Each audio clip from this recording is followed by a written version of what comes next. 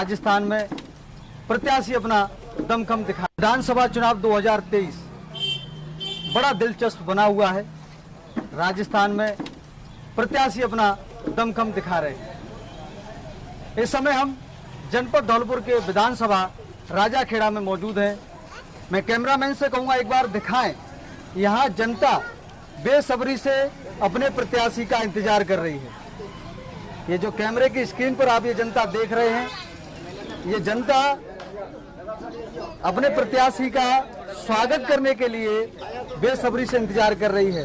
तो मेरे साथ यहाँ की जनता जुड़ेगी, जानेंगे क्या चुनावी मुद्दे हैं और कौन सा प्रत्याशी आ रहा है जिसका स्वागत करने के लिए सारी जनता बैठी हुई है। जी, क्या नाम है आपका? मेरा नाम निशांत है। मैं धौलपुर से हूँ और मैं धौलपुर सभापति प्रतिनिधि हूँ और मैं माननीय रोहित बोरा जी के स्वागत के लिए मैं यहाँ पर आया हुआ हूँ और ये सारी जनता उन्हीं के स्वागत के लिए बैठी है।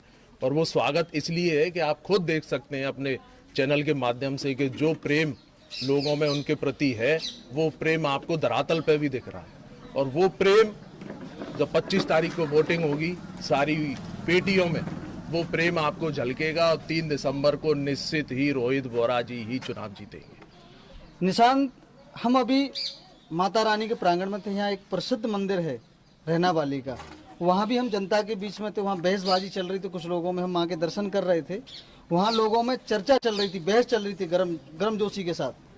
तो एक व्यक्ति बीजेपी का था और 5 व्यक्ति कांग्रेस के समर्थक थे। तो लगातार उनमें बहसबाजी हो रही थी। तो जो बीजेपी का था वो भी ये कह रहा था कि प्रत्याशी रोहित बोरा जी यहाँ से जो है चुनाव जीतेंगे, लेकिन कुछ विकास के मुद्दे थे उनके। मैं आपको एक छोटा सा निवेदन करूं कि रोहित बोरा जी में यही खासियत है, वो एक तो पढ़े लिखे है, विकास पुरुष है।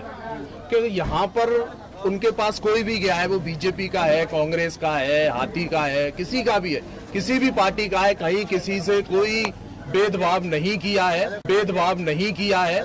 जो भी राजाखेड़ा विधानसभा क्षेत्र से उनके पास तक कोई पहुंचा है तो उनने उसको निराश नहीं किया है। उसका पूरे यही चर्चा चल रही थी निशान। वहाँ बताया था कि जो है हम 10 लोगों से हमने बात की, 10 लोगों से हमने जानने का प्रयास किया।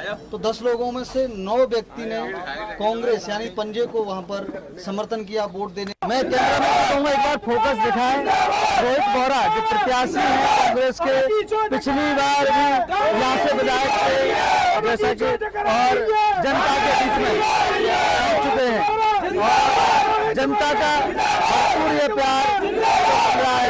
आइए बात करते हैं रोहित बोरा जी के भी। जनता के बीच में रोहित बोरा जी बहुत बहुत स्वागत है। रोहित बोरा जी बहुत बहुत स्वागत है आपका भारत नेशन पर। हमारी चुनावी यात्रा चल रही है, यहाँ पर जनता को हमने देख करके हमने यहाँ रुके और जनता से जानने का प्रयास किया। काफी जन समर्थन आपको मिल रहा है, क्या कहेंगे आप?